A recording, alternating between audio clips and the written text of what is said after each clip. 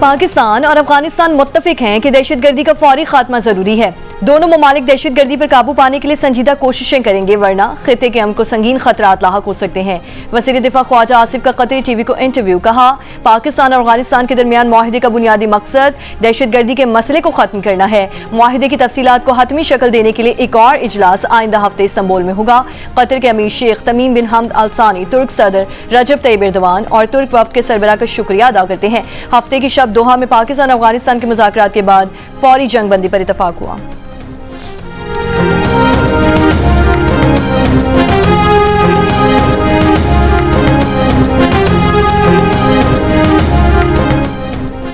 FBI का social media पर शाहाना जिंदगी की नुमाइश और टैक्स गोशवारों में कम असास जाहिर करने वालों के खिलाफ क्रैकडाउन। 20 अफराद का सुराग लगा लिया।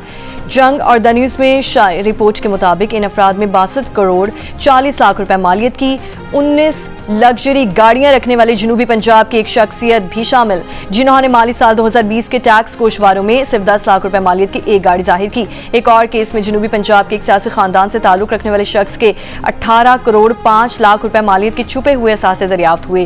केसेस में एक ट्रैवल व्लॉगर भी शामिल, जिसने 2020 से 2025 के दौरान मुतादिद बार पुरतायुश गैर मुल्की सफर करने के बावजूद टैक्स गोशवारों में कम असासे जाहिर किए।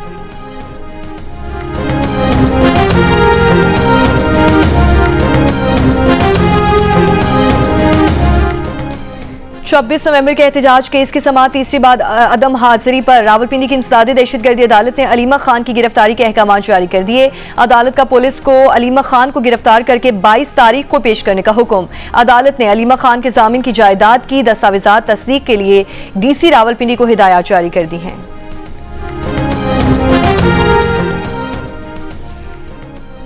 वफाकी वज़ीर दाखिला मोहसिन नकवी से गवर्नर खैबर पख्तूनख्वा फैसल करीम कुंजी की मुलाकात। सूबे में अमन व अमान की सूरत हाल और दहशतगर्दी के हालिया वाक़यात पर तफसीली तबादले ख्याल। खैबर पख्तूनख्वा में फितना खवारिज के खिलाफ जारी ऑपरेशन और पाक अफगान मौजूदा सूरत हाल पर भी गुफ्तगू। मोहसिन नकवी ने कहा, फितना हिंदुस्तान के दहशतगर्द पाकिस्तान की यकजहती और अमन के दुश्मन हैं। इन दरिंदा सिफ्त अनासिर के खिलाफ ऑपरेशन जारी रखेंगे। खैबर पख्तूनख्वा के अवाम और कानून नाफिज करने वाले इदारों ने बहादुरी से दहशतगर्दी के नासूर का मुकाबला किया है। गवर्नर ने कहा, मुल्क व कौम के दुश्मन दहशतगर्दों के खिलाफ इंटेलिजेंस बेस्ड ऑपरेशंस नागुज़ीर हैं।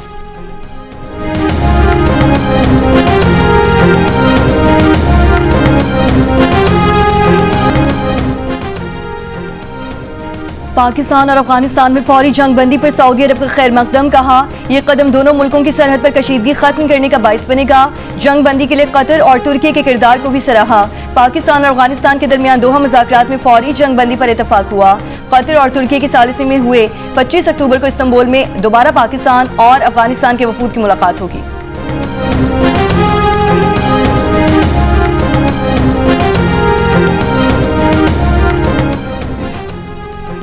इस्लामाबाद हाई कोर्ट ने अगवा किए गए national cyber crime investigation authority के डिप्टी डायरेक्टर मोहम्मद उस्मान को बाजियाब करवाने के लिए पुलिस को 3 दिन की मोहलत दे दी। कहा कि अगर पुलिस 3 दिन में बाजियाब ना करवा सकी तो सेंट्रल डायरेक्टर NCCIA और IG इस्लामाबाद खुद पेश हों।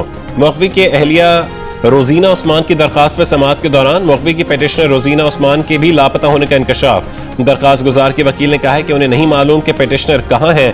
खदशा है कि कहीं उन्हें भी ना उठा लिया गया हो। पेटिशनर का फोन भी बंद जा रहा है और उनसे राबता भी नहीं। पुलिस के नुमाइंदे ने अदालत को बताया कि कोशिश होगी कि आज शाम तक ही बाजियाब करवाएं, लेकिन अदालत से इस्तदा है कि 7 दिन की मोहलत दें। मुद्दई के वकील ने अदालत को बताया कि CCTV में NCCIA के डिप्टी डायरेक्टर को मशकूक गाड़ी में अगवा किया गया, जिसकी नंबर प्लेट ही जाली है। अदालत ने रिमार्क्स दिए कि अगर गाड़ी की नंबर प्लेट मशकूक है तो वो इस्लामाबाद में कैसे चल रही थी। ये बहुत संजीदा मामला है, आप बाजियाब करवाएं, वरना हम भी वही शुरू कर देंगे जो बाकी बेंच कर रहे थे।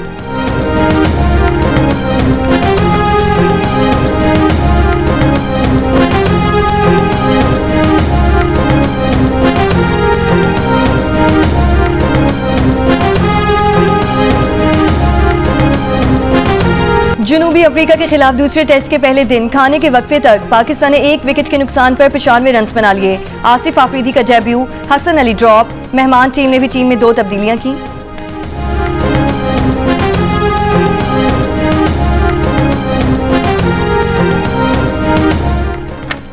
गजा पर फजाई हमलों में 45 फलस्तीनियों को शहीद करने के बाद इसराइली फौज का जंगबंदी पर दोबारा अमल करने का ऐलान। गजा हुकूमती मीडिया ऑफिस से जारी बयान में कहा गया है कि इसराइल ने जंगबंदी के बाद से अब तक 80 खिलाफवर्जियां की।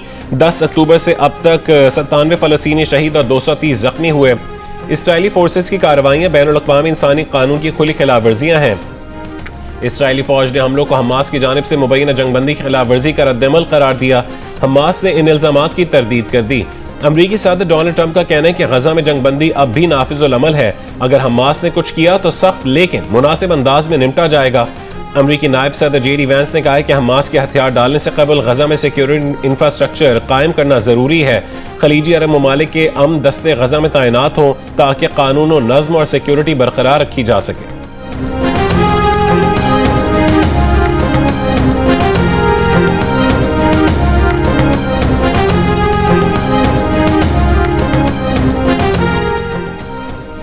अमरीकी नायब सदर जेडी वेंस, ट्रंप के नुमाइंदे खुसूसी स्टीव विटकॉफ और जेरेड कुशनर इसराइल रवाना। जेरेड कुशनर ने कहा कि हमास वादों पर अमल कर रही है।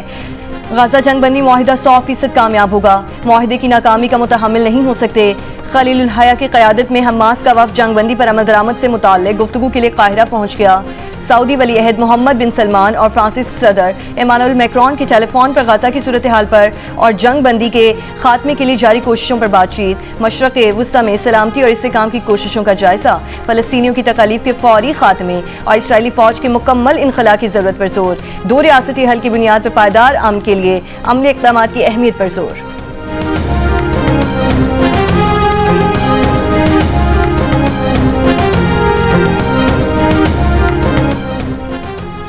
भारत ने रूसी तेल की खरीदारी ना रोकी तो उस पर भारी टैरिफ जारी रहेंगे। अमरीकी सदर डोनाल्ड ट्रंप का ऐलान। कहा कि नरेंद्र मोदी ने कहा था कि वे रूसी तेल नहीं खरीदेंगे।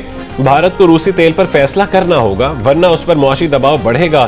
चीन के टैरिफ कम कर सकते हैं मगर उसे हमारे लिए कुछ करना होगा। चाहते हैं कि चीन अमेरिका के साथ नायाब मादनियात का खेल ना खेले। ट्रंप ने कहा कि अगर यूक्रेन डोबनास का इलाका रूस के हवाले कर दे तो ये कोई नई बात नहीं होगी।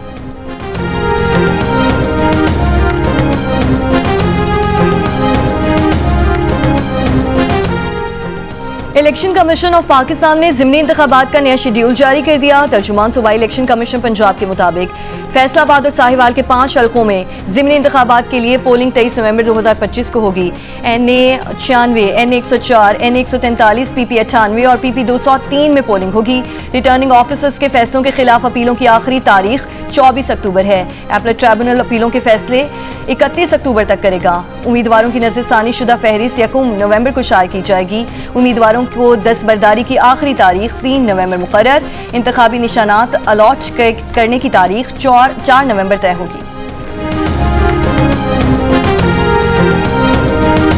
मुल्तान, बहावलपुर, बहावलनगर को भी भारत से आने वाली फ़ज़ाई आलूदगी मुतासिर कर रही है। लाहौर समेत दीगर शहरों में पानी के छिड़काव और एंटी स्मॉग गन्स का इस्तेमाल जारी है। बाइक पर सफ़र करने वालों के लिए मास्क का इस्तेमाल लाजमी।